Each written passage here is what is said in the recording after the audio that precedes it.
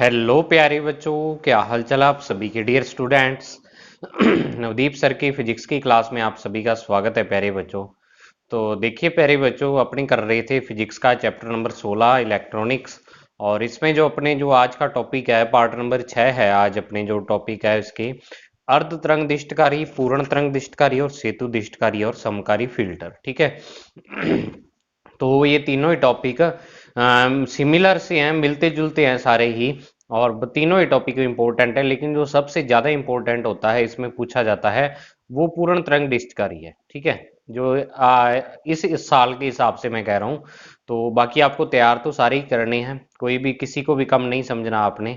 तो चलिए बच्चों, स्टार्ट करते हैं आज का टॉपिक एक नई एनर्जी के साथ। तो देखिए बच्चों, सबसे पहले है पीएन संधि डायोड का दिष्टकारी के रूप में उपयोग। अब दिष्टकारी होता क्या है, सबसे पहले अपने को ये समझना है। ठीक है। तो दिष्टकरण व दिष्टकारी। तो अब देखो क्या होता है दिष्टकरण और दिष्टकारी। दिष्ट का मतलब दिष्ट धारा आपने पढ़ी है, डीसी जिसको अपने बोल देते हैं। तो वह प्रक्रिया जिसमें प्रत्यावर्ती धारा या वोल्टता को दिष्ट धारा या वोल्टता में परिवर्तित किया जाता है, दिष्टकरण कहलाती है। वह इस हेतु काम में ली जाने वाली युक्ति को दिष्टकारी कहते हैं। मतलब कि एसी को डीसी में बदलना ही क्या कहलाता है, उसको अपने बोल देते हैं दिष्ट कर्ण। और जो इसको चेंज करता है, जो उपकरण इसको बदलता है, उस उपकरण को अपने क्या बोल देते हैं, दिष्टकारी बोल देते हैं। ठीक है। और डायोड में ये गुण होता है कि ये आपको मैंने बताया था एक दिशी की युक्ति है। एक दिशी का मतलब एक ही दिशा में धारा को जाने देता है, दूसरी दिशा में धारा को नहीं जाने देता ये, क्योंकि फॉरवर्ड बायस में इसमें धारा जाती है, रिवर्स बायस में जब डायोड होता है तो अब क्या होता है कि इसमें धारा नहीं जाती है। ठीक है ना। तो अब देखो नेक्स्ट है यहाँ पर पीएन संधि डायोड का दिष्टकरण में उपयोग। कि पीएन संधि डायोड में अगर अभिनति में धारा का प्रवाह होने देता है, वे उत्क्रम अभिनति में यानी रिवर्स बायस में धारा का प्रवाह नहीं करता। डायोड के किसी एक दिशीय गुण का उपयोग दिष्टकरण में किया जाता है। ठीक है ना बच्चों। तो इसका उपयोग अपने किस में करते हैं, दिष्टकारी में कर देते हैं। तो अब देखो सबसे पहले आता है हाफ वेव रेक्टिफायर अर्ध तरंग दिष्टकारी। तो अर्ध तरंग मतलब जो इसके नाम से ऐसे लग रहा है कि ये आदि तरंग को दिष्टकरण करता है। तो अब आदि तरंग मतलब कि आपने 10वें चैप्टर में पढ़ रखा होगा कि जो एसी धारा अपने काम में लेते हैं वो ऐसी होती है, उसकी दिशा हर टाइम बदलती है। तो ये क्या करता है कि इस एसी धारा के आधे भाग को तो डीसी धारा में बदल देता है, लेकिन आधे भाग को नहीं बदल पाता। ठीक है। मतलब 50% धारा को ये बदल पाता है, 50% को धारा को नहीं बदल पाता। जिस एसी धारा या वोल्टता को डीसी में बदलना है उसे ट्रांसफार्मर की प्राथमिक कुंडली से जोड़ते हैं। वह द्वितीय कुंडली के श्रेणी क्रम में एक डायोड व निर्गत वोल्टता या धारा प्राप्त करने हेतु लोड प्रतिरोध लगाते हैं। अब देखो अपने क्या करते हैं कि यहाँ पर जो इसका परिपथ है अर्ध तरंग दिष्टकारी का परिपथ, यहाँ पर तो ये एसी स्रोत है और ये मैंने आपको बताया भी है 10वें चैप्टर में कि एसी स्रोत है उसको अपने इस तरीके से दिखाते हैं। अब ये जो चीज यहाँ पे लगा रखी है ना, ये है ट्रांसफॉर्मर। ठीक है। तो ये क्या करता है कि इधर से पीछे से जो वोल्टता या धारा आती है उसके मान को बढ़ा देता है। क्योंकि जो डायोड है वो 50% धारा को ही बदलता है, तो थोड़ा बहुत धारा या वोल्टता का मान ये क्या कर देगा, बढ़ा देगा। तो ट्रांसफॉर्मर अपने यहाँ पर यूज करते हैं। ठीक है। ताकि क्या है, धारा अपनी जो नष्ट हो रही है वो क्या है, दोबारा से कवर हो जाए, आप ऐसे समझ सकते हो। अब इस ट्रांसफार्मर के आगे यहाँ पर अपने डायोड लगाते हैं। अब आपने ये नहीं समझना कि ये ट्रांसफार्मर के बीच खाली जगह पड़ी है।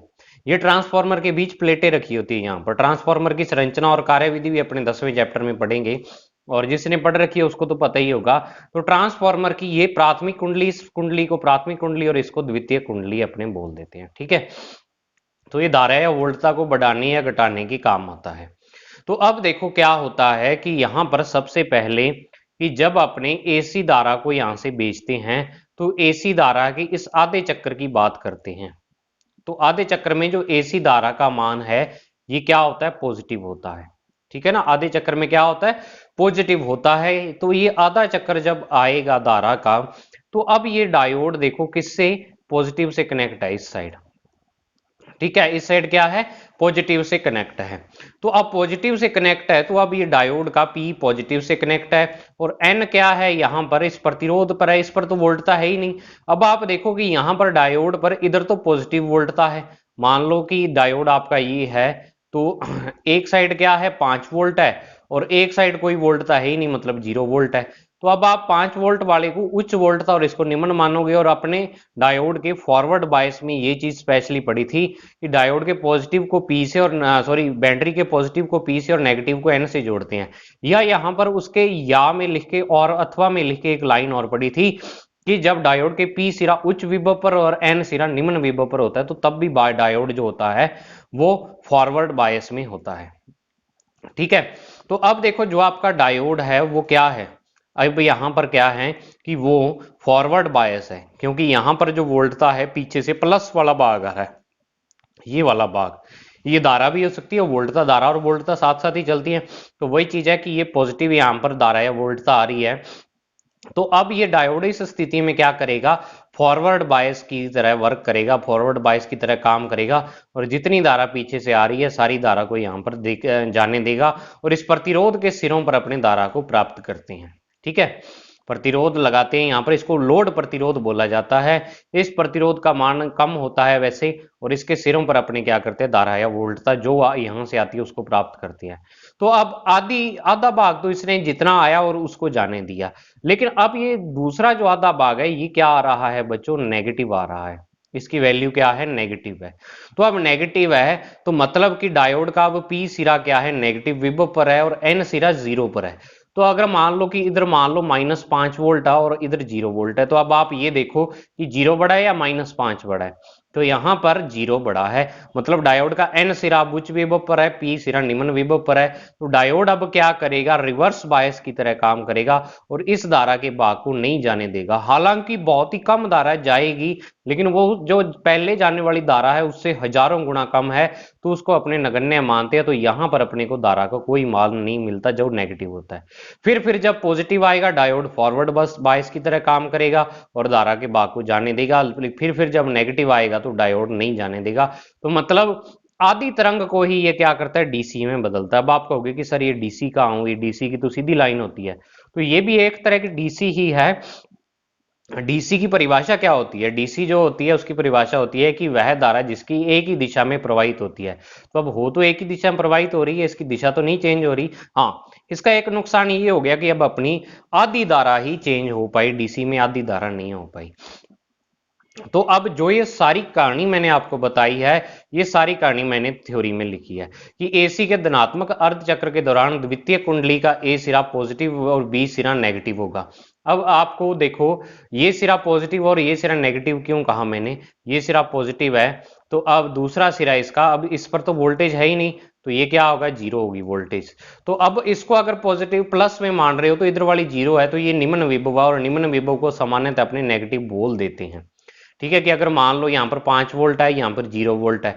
अब यहाँ पर अगर मैं 6 वोल्ट कह दूं तो यहाँ पर सॉरी, अगर मैं यहाँ पर क्या कर दूं, 4 वोल्ट कर दूं तो यहाँ पर -1 वोल्ट हो जाएगा। आप इसको ये कह सकते हो कि दोनों में डिफरेंस चलेगा। तो बी सिरा अपने यहाँ पर नेगेटिव मानते हैं, लेकिन एक्चुअल में यहाँ पर वो 0 विभव पर होता है। ठीक है, तो एसी के धनात्मक अर्धचक्र के दौरान द्वितीय कुंडली का ए सिरा पॉजिटिव और बी नेगेटिव होगा। तो इस समय पी सिरा पॉजिटिव, पी सिरा डायोड का पॉजिटिव और एन सिरा नेगेटिव से जुड़ा होता है। और डायोड अगर बायस की स्थिति में होता है, इससे डायोड में धारा प्रवाहित होती है और आरएल के सिरों पर निर्गत धारा व वोल्टता प्राप्त होती है। परंतु एसी के धनात्मक ऋणात्मक अर्धचक्र के दौरान ए के सिरों पर नेगेटिव और बी पॉजिटिव होगा, तो डायोड का पी भाग नेगेटिव और एन भाग पॉजिटिव से जुड़ा होता है। इस कारण डायोड इस समय उत्क्रम बायस यानी कि रिवर्स बायस की स्थिति में होता है और धारा को प्रवाहित नहीं होने देता, तो अपने को वोल्टता प्राप्त नहीं होगी। अतः अर्ध तरंग दिष्टकारी में एसी का केवल आधा चक्कर या आधा भाग ही उपयोग में आता है, शेष आधा चक्र अनुपयोगी रहता है। यद्यपि इसमें निर्गत वोल्टता स्पंद युक्त यानी समय के साथ परिवर्तित होती है, परंतु इसकी दिशा नहीं परिवर्तित होती, अतः यह डीसी वोल्टेज होती है। मतलब इसमें आधा आधा पार्ट ही चेंज हो पाता है। हालांकि इसका मान जो होता है, जो डीसी अपने को मिलती है उसका मान क्या है, अपने समय के साथ परिवर्तित होता रहता है, लेकिन फिर भी इसको डीसी वोल्टता ही कहेंगे। अब नेक्स्ट आता है पूर्ण तरंग दिष्टकारी। तो अर्ध तरंग दिष्टकारी आपको पता लग गया भी, आधी तरंग को ही एसी की आधी तरंग को ही किस में चेंज करता है, डीसी में चेंज करता है। तो ये तो नुकसान हो जाएगा अगर इसको काम में लेंगे। तो अब देखो अपने क्या करते हैं, पूर्ण तरंग दिष्टकारी का उपयोग करते हैं जो कि पूरी तरंग को बदल दे। ठीक है, तो पूर्ण तरंग दिष्टकारी में निवेशी प्रत्यावर्ती विभव के दोनों अर्धचक्रों के दौरान धारा का चालन करता है। चित्र में पूर्ण तरंग दिष्टकारी का परिपथ प्रदर्शित, अभी पूर्ण तरंग दिष्टकारी आपको दिखाया हुआ है यहाँ पर। तो अब देखो इसमें अपने क्या करते हैं, थोड़ा सा चेंज हो गया सर्किट, भी डायोड 2 लगा दिए, यहां लोड प्रतिरोध जो यहां पर आ रहा था उसको यहां पर लगा दिया, ठीक है, यहां पर लगा दिया। और जो इसमें ट्रांसफॉर्मर काम में लिया वो एक विशेष तरह का ट्रांसफॉर्मर होता है जिसको अपने मध्य निष्कासी ट्रांसफॉर्मर कह देते हैं। क्या बोलते हैं? मध्य निष्कासी ट्रांसफॉर्मर। अब इस ट्रांसफॉर्मर का देखो काम क्या होता है, मध्य निष्कासी ट्रांसफॉर्मर मतलब ये दूसरे ट्रांसफॉर्मर से कैसे अलग होता है।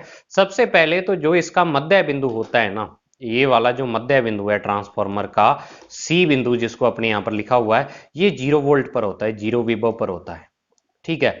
दूसरी चीज कि ये क्या करता है कि जब आपका एसी का आधा चक्कर आएगा, पहले वाला यानी जितने समय आधा चक्कर आएगा उतने समय ये इस भाग को पॉजिटिव करे रखता है, इसको नेगेटिव विभव करे रखता है। इस जीरो के सापेक्ष ए पर पॉजिटिव होता है और बी पर नेगेटिव।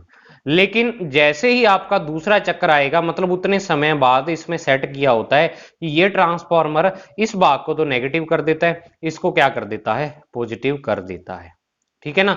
तो मतलब ये क्या करता है, ध्रुवता चेंज करता रहता है, पॉजिटिव नेगेटिव को चेंज करता रहता है दोनों डायोडों पर, ठीक है। तो अब देखो इनपुट एसी को ट्रांसफॉर्मर की प्राथमिक कुंडली से जोड़ दिया जाता है, ट्रांसफॉर्मर की द्वितीय कुंडली को दो डायोडों D1 और D2 के पी भागों से जोड़ा जाता है और D1 व D2 के एन सिरे परस्पर जोड़कर उभयनिष्ठ बिंदु X तथा ट्रांसफॉर्मर की द्वितीय कुंडली के मध्य निष्कासी बिंदु C हेतु सी के बीच आउटपुट हेतु लोड प्रतिरोध जोड़ा जाता है। ये वाला सी और एक्स के बीच लोड प्रतिरोध जोड़ दिया और मध्य निष्कासी बिंदु का विभव शून्य होता है क्योंकि इस बिंदु हेतु द्वितीय कुंडली का एक सिरा धनात्मक और दूसरा सिरा ऋणात्मक होता है। मतलब ये क्या करता है, एक सिरे को पॉजिटिव पर रखता है, एक को नेगेटिव पर रखता है और वो धारा के हिसाब से अपने आप सेट कर लेता है, ठीक है। तो अब देखो क्या होगा इसमें, सबसे पहले ये वाली जो कहानी है ना, इस सारी कहानी को मैं आपको बता दूं कि यहाँ पर क्या होगा बच्चों, कि देखो यहाँ पर आपके पास पिछले जो पिछला जो आपने पढ़ा था यानी टॉपिक, उसमें तो ये सिरे पर जब पॉजिटिव वाला करंट आता है, पॉजिटिव यानी भाग आता है करंट का, उसको तो ये जाने देता क्योंकि फॉरवर्ड बायस होता है, और जब नेगेटिव आता है तो ये रिवर्स बायस होता है, तो ये करंट को नहीं जाने देता। तो अब देखो इस पर क्या होता है कि यहाँ पर कि जब आपका ये पॉजिटिव वाला भाग आएगा, पॉजिटिव वाला भाग आएगा तो तब ये ट्रांसफॉर्मर क्या करता है कि इस भाग को पॉजिटिव कर देता है, इस भाग को नेगेटिव कर देता है। तो अब जो पीछे से धारा या वोल्टता आएगी उसके लिए ये वाला डायोड अब फॉरवर्ड बायस होगा और ये वाला डायोड रिवर्स बायस होगा। तो जो आपका आधा करंट है वो क्या होगा, इसमें से चला जाएगा, ठीक है, इसमें से चला जाएगा, ये वाला पॉजिटिव भाग इसमें से चला जाएगा और अपने को ये आउटपुट मिल जाएगा। यहाँ पर ये इनपुट विभव है और ये आउटपुट विभव है, ठीक है ना। अब देखो जब नेक्स्ट आपका पार्ट आएगा, मतलब ये नीचे वाला नेगेटिव वाला पार्ट आएगा, तो अब ये सिरा क्या हो जाता है, आपको पता है नेगेटिव हो जाता है। लेकिन ये क्या करता है, ट्रांसफॉर्मर क्या करता है कि जितना ये नेगेटिव होता है उतना ही पॉजिटिव विभव यहां पर उत्पन्न कर देता है। ये ट्रांसफॉर्मर खुद करता है, स्पेशल टाइप का ट्रांसफॉर्मर होता है। तो अब यहां पर जो धारा आ रही है उसके लिए अब ये वाला डायोड फॉरवर्ड बायस की तरह काम करना स्टार्ट कर देता है क्योंकि पॉजिटिव पी से जुड़ा है और नेगेटिव एन से जुड़ा है। तो ये वाला डायोड अब रिवर्स बायस हो गया और ये वाला डायोड क्या हो गया, फॉरवर्ड बायस। तो अब जो धारा यहां पर नहीं गुजर रही थी, अब वो धारा यहां से क्या आती है, इसमें से गुजर जाती है और आउटपुट पर अपने को ये वाली धारा मिलती है। तो ये नेगेटिव पार्ट भी अब क्या होने लग गया, कन्वर्ट। फिर से जब क्या होगा, ऊपर वाला पॉजिटिव हाफ साइकिल आएगा, अर्ध चक्कर आएगा, तो अब ये पॉजिटिव बन जाएगा, ये सिरा नेगेटिव, तो अब इस डायोड में से धारा जाएगी और फिर नेगेटिव के लिए ये सिरा नेगेटिव बनेगा तो ट्रांसफॉर्मर इसको पॉजिटिव बना देगा। अब ये डायोड क्या करेगा, फॉरवर्ड बायस की तरह काम करेगा। अब एक चीज आपको सबसे इंपॉर्टेंट चीज इस टॉपिक में बताता हूं कि आप बस पॉजिटिव नेगेटिव को ध्यान रख के डायोड का फॉरवर्ड और रिवर्स बायस ध्यान रखो बस। आपको ज्यादा दिमाग लगाने की जरूरत नहीं है इस टॉपिक में, क्योंकि दिमाग लगाने के लिए आगे बहुत टाइम पड़ा है। आगे आप बहुत यानी आगे जाओ, रिसर्च करो इसमें, मैं तो आपको यही आशा करता हूं आपसे। लेकिन यहां रिसर्च करना मत स्टार्ट कर देना आप, ठीक है ना। तो क्योंकि देखो बच्चों, अगर आप यहाँ पर अगर एक्स्ट्रा दिमाग लगाना स्टार्ट कर दिया तो फिर आपके ये टॉपिक ना तो ये समझ आएगा और ना ही जो समझे हुए हैं वो आपके याद हो पाएंगे, ठीक है, वो भी भूल जाओगे। तो जितना मैं बता रहा हूं बस उतना याद कर लो, पॉजिटिव नेगेटिव और फॉरवर्ड रिवर्स बायस, इसका ध्यान रख लो बस, और उसको थ्योरी में लिख देना, आपको पूरे नंबर मिलेंगे, नंबर आपके कोई काटेगा नहीं। आपसे वहां पर ये नहीं पूछेगा कोई कि मध्य निष्कासित ट्रांसफार्मर कैसे काम करता है, कैसे पॉजिटिव नेगेटिव करता है ये, या और डीपली कुछ नहीं पूछेगा आपसे, ठीक है ना। तो जितना बता रहा हूं बस उतना आप करते चलो, ये नोट्स वाले याद कर लो बस, इससे आपके क्या है बहुत तैयार हो जाएगा। तो अब देखो कि वही चीज यहां पर कि एसी के धनात्मक अर्ध चक्र के दौरान द्वितीय कुंडली का ए सिरा पॉजिटिव बी नेगेटिव होता है, अतः डी1 डायोड फॉरवर्ड बायस और डी2 रिवर्स बायस होता है। तो कुल निवेशी या वोल्टता या धारा डी1 में से प्रवाहित होती है और आरएल के सिरों पर निर्गत वोल्टता यानी आउटपुट वोल्टेज प्राप्त की जाती है।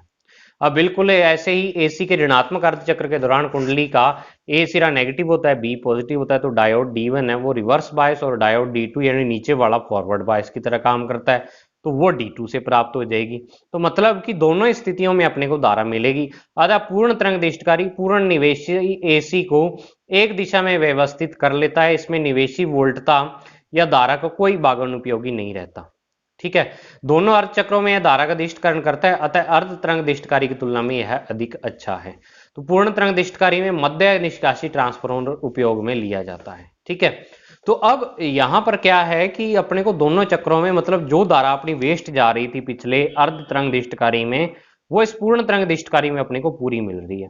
लेकिन समस्या यहां पर भी है, एक समस्या यहां पर ये है कि जो मध्य निष्कासित ट्रांसफार्मर है ना, वो एक बहुत ही ज्यादा महंगा ट्रांसफार्मर है। जब उसने इतना काम करना है तो महंगा तो ऑटोमेटिक होगा, कॉस्ट उसकी बहुत ज्यादा है, बहुत ज्यादा रेट है उसका।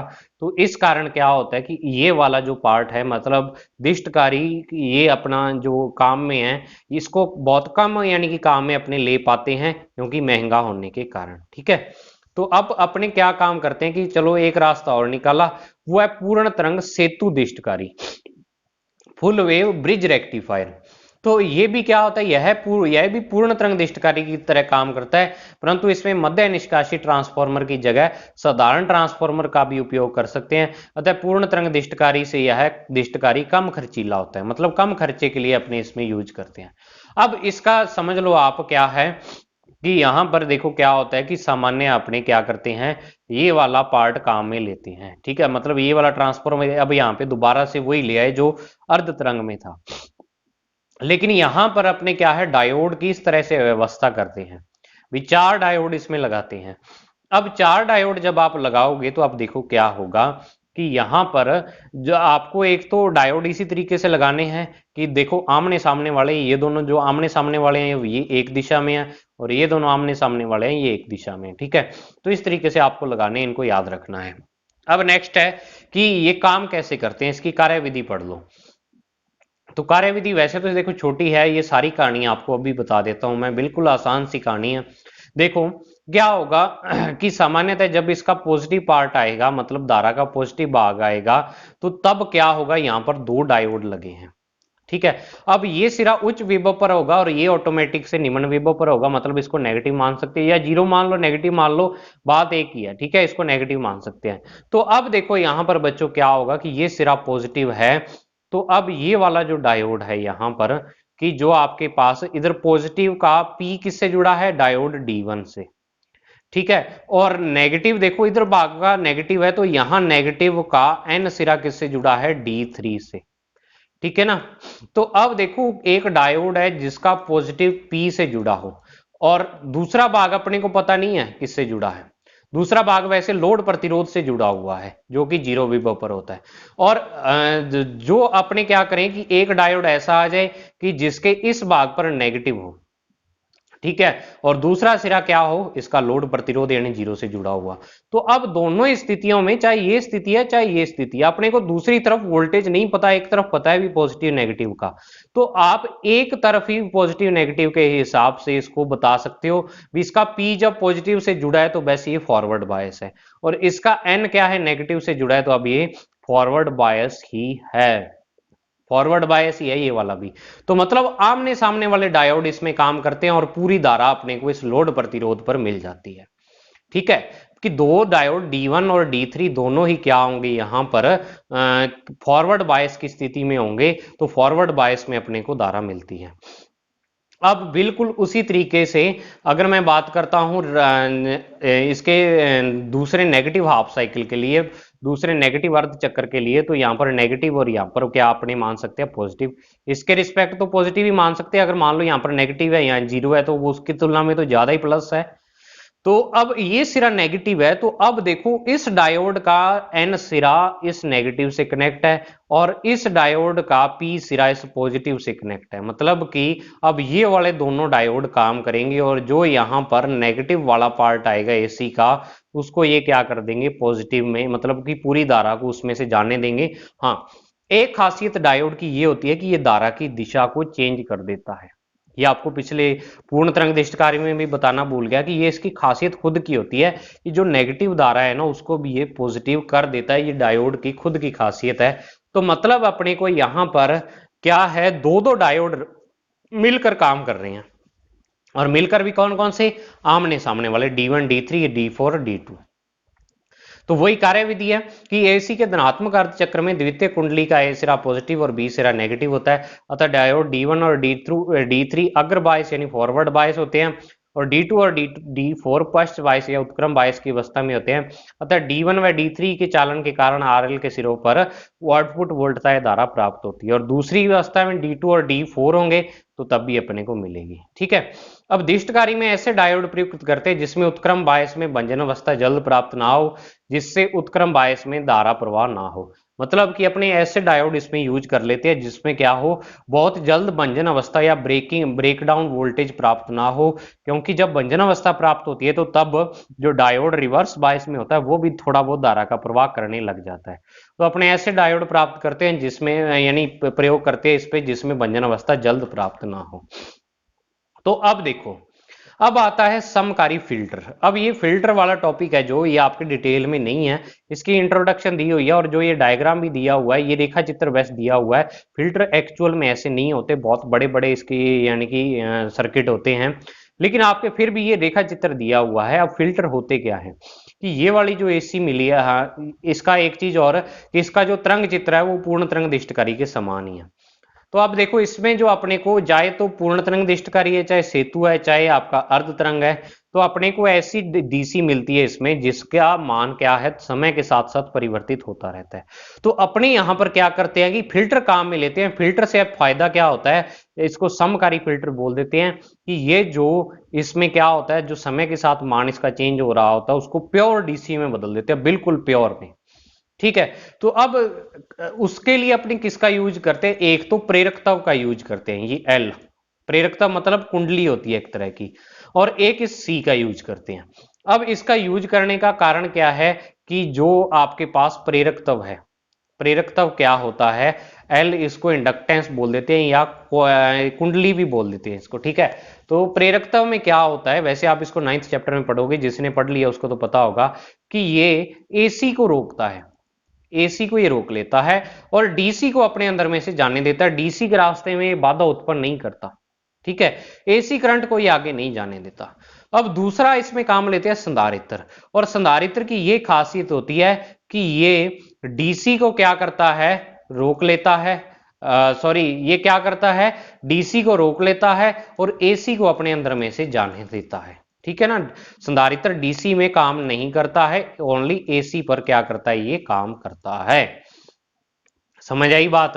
संधारित्र में से अगर आप प्रवाहित करवाओगे एसी और डीसी तो वो एसी को रोकेगा और डीसी को सॉरी डीसी को रोकेगा और एसी को अपने में से जाने देगा। ये प्रॉपर्टी होती है और ये प्रॉपर्टी अपने 10वें चैप्टर जो अपना चल रहा है उसमें पढ़ेंगे कि ऐसा क्यों होता है, ये प्रेरकत्व रोकता क्यों है, मतलब प्रेरकत्व है वो एसी को क्यों रोकता है और डीसी को क्यों जाने देता है, और जो संधारित्र है वो एसी को क्यों जाने देता है और डीसी को क्यों रोकता है।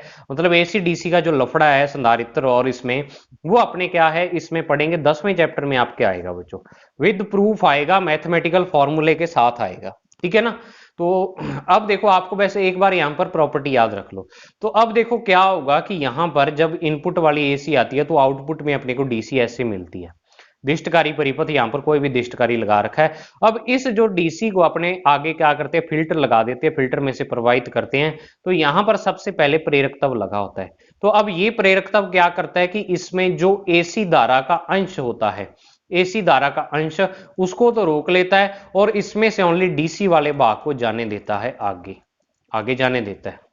तो लगभग क्या होता है कि जो यहां पर डीसी, आप कह सकते हो कि 50% जो फिल्टर थी, मतलब कि 50% ही अपने पास सही तरह से डीसी थी, बाकी 50% इसमें एसी मिक्स थी। तो इस 50% में से, ये इस 50% में से आप कह सकते हो भी लगभग ये क्या करता है कि 45% को यहां पर निकाल देता है। या आप ऐसे मान लो कि जितनी इसमें एसी मिक्स थी, उस एसी को ये वाला प्रेरक तत्व रोक लेता है और डीसी को ये आगे जाने देता है। लेकिन फिर भी अगर थोड़ी बहुत एसी अगर यहां पर आ भी गई, यहां वैसे तो क्या है लगभग 99% डीसी आती है, लेकिन फिर भी उसमें 1% एसी मिक्स भी हुई, तो यहां पर अपने क्या कर देते हैं, एक संधारित्र लगा देते हैं और वो एसी को क्या है, आसान पथ प्रदान करता है, एसी को आराम से जाने देता है। तो वो एसी तो इस संधारित्र में से चली जाएगी और जो यहां पर अपने को मिलेगी वो 100% प्योर डीसी होगी। ठीक है ना। तो प्रेरक तत्व एसी को अलग करता है, एसी को रोकता है, और संधारित्र क्या है, इसमें यहां पर एसी जो उसमें मिक्स है फिर भी उसको थोड़ा बहुत क्या है अपने में से पास करा लेता है। तो दिष्टकारी से प्राप्त डीसी एक दिशा में तो प्रवाहित होती है, परंतु इसका परिमाण समय के साथ बदलता रहता है, अतः यह अधिक उपयोगी नहीं होती। अतः इसमें से एसी के घटकों को फिल्टर करते हैं। फिल्टर परिपथ में एल व सी के घटक प्रयुक्त होते हैं, क्योंकि इन अवयवों का भी एसी तथा डीसी के लिए व्यवहार अलग होता है। अब इसकी वर्किंग जो अभी मैंने आपको बताई है कि जब दिष्टकारी की निर्गत वोल्टताओं को फिल्टर पर आरोपित किया जाता है, तो प्रेरक तत्व एल एसी के लिए उच्च प्रतिबाधा उत्पन्न करता है। अब ये प्रतिबाधा प्रतिरोधी होता है एक तरह का। वैसे प्रतिबाधा 10वें चैप्टर में पढ़ेंगे, तो आप इसको ऐसे मान सकते हो कि प्रेरक तत्व का जो प्रतिरोध होता है उसको अपने प्रतिबाधा बोल देते हैं। प्रतिबाधा उत्पन्न करता है, वह डीसी को आगे जाने देता है। और एल से निर्गत डीसी में भी यदि एसी के कुछ घटक रहे तो वे संधारित्र से बाईपास हो जाते हैं, क्योंकि संधारित्र सी एसी को आसान पथ प्रदान करता है और डीसी को रोकता है। इससे प्राप्त डीसी को आरएल के सिरों पर प्राप्त किया जाता है। ठीक है ना बच्चों। तो ये आपका आज का टॉपिक था, मुझे उम्मीद है समझ आया होगा। और इसी पीडीएफ के साथ मैंने जो ये टॉपिक है आपका, ये कटा हुआ टॉपिक है, मतलब आपके सिलेबस में नहीं है, लेकिन फिर भी चलो मैंने नोट्स इसके डाल दिए हैं ताकि आपके काम आ जाए ये वाले नोट्स। तो ये जो टॉपिक है ये आप ध्यान रखना, इस पर काटा लगा लेना। विशिष्ट प्रयोजन डायोड ये आपके नहीं है, इस बार 60% सिलेबस में ये काट दिया गया है इस चैप्टर से। ओनली यही एक टॉपिक है जो काटा गया है। ठीक है, तो इसको आप कर लेना। तो आज की वीडियो में बच्चों इतना ही, मिलते हैं नेक्स्ट पार्ट में। तब तक के लिए thank you, have a nice day प्यारे बच्चों।